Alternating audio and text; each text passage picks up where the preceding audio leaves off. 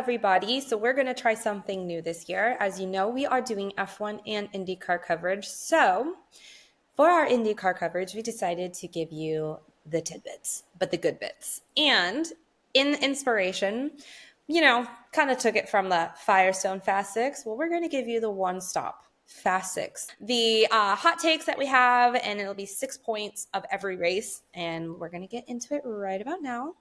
Yeah, or even if it's more than 6 points, it'll still be around 6 minutes. So something like that. Yeah. So first off, I mean, we're watching the race, it's going great, and then all of a sudden, well, I would like to point out Pato is leading, so that's great. And then bam, it cuts out, everything is lagging. Me and you are texting each other like, is your live stream working? Is your onboard working? Is anything working? And then it's like, welcome to NASCAR. And I'm like, I don't want to watch NASCAR. Where did IndyCar go? Yeah. And so, yeah, we couldn't watch probably majority of the race because TVs were out. The radio was on, but like, what am I going to do listening to the radio? Just everything was not working. And I'm like, you're surrounded by millionaires and you guys can't fix the freaking streaming. And this is why I think that, I mean, I'm glad that they're working with Fox Sports now, but IndyCar needs a streaming platform just like F1 TV has one, because obviously when Fox Sports goes out, what are people going to do? And for like our first impression after being at the race in St. Pete in person and then watching it on TV, that was not a great first impression. Yeah, the streaming was better when you're there at the race, because then you have the uninterrupted and you're just listening to the podcast while it's streamed for everybody. But yeah, the NASCAR had me jarred. I was like, "Ooh, what are we doing? This is not what I signed up for." But okay, but then it came back on. Thank gosh. We got like back. The last 20 laps. Number 2. Yeah. Pato strategy.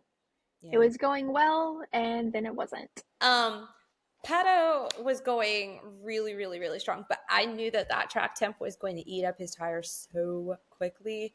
But he hung in there as long as he could until he had like no pace left.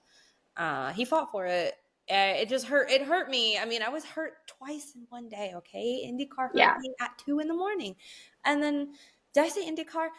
F1. I'm still sleep deprived. F1 hurt me at 2 a.m. in China, and then IndyCar hurt me in the afternoon. It was just I wanted him to finish first. I know he wanted to finish first. Yeah, I mean he only led for over 50 laps, and then it got taken from him.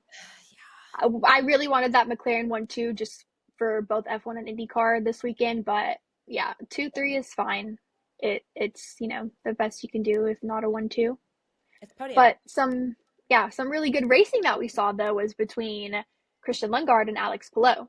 Yes, definitely number 3, for sure.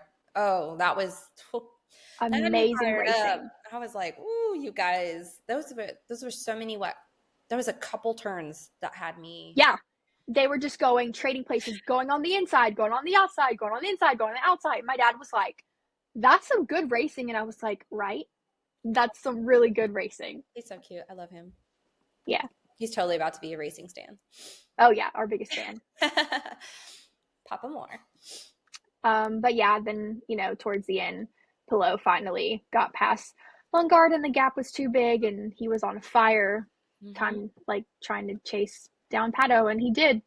He closed that gap real fast. That is why they call him Mr. Perfect.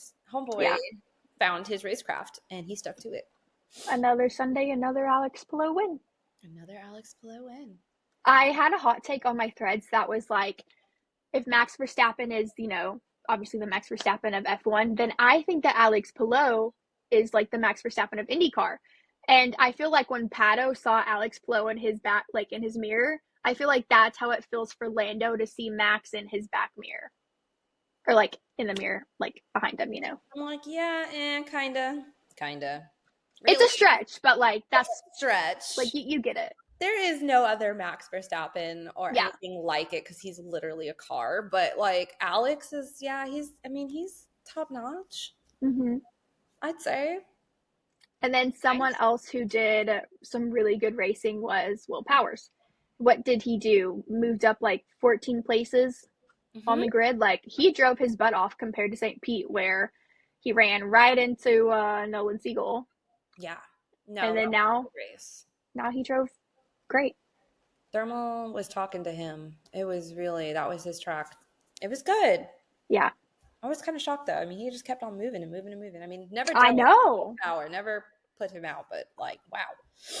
I know. I was like, well, okay, go off, Will. Where's this coming from? Determination. Yeah, but I think there were a lot of positive changes from St. Pete to Thermal for a lot of the drivers and teams. Some not so much, and then some others like really saw some major improvement. I agree for sure. Like Arrow already all the way up there in Yeah, terms of improvement. I mean, everybody had to knock off the first race season like rust, and it just, I think now everybody's like cooking. They're in yeah. a program. I mean, St. Pete was rough. Obviously, F1 Australia was rough.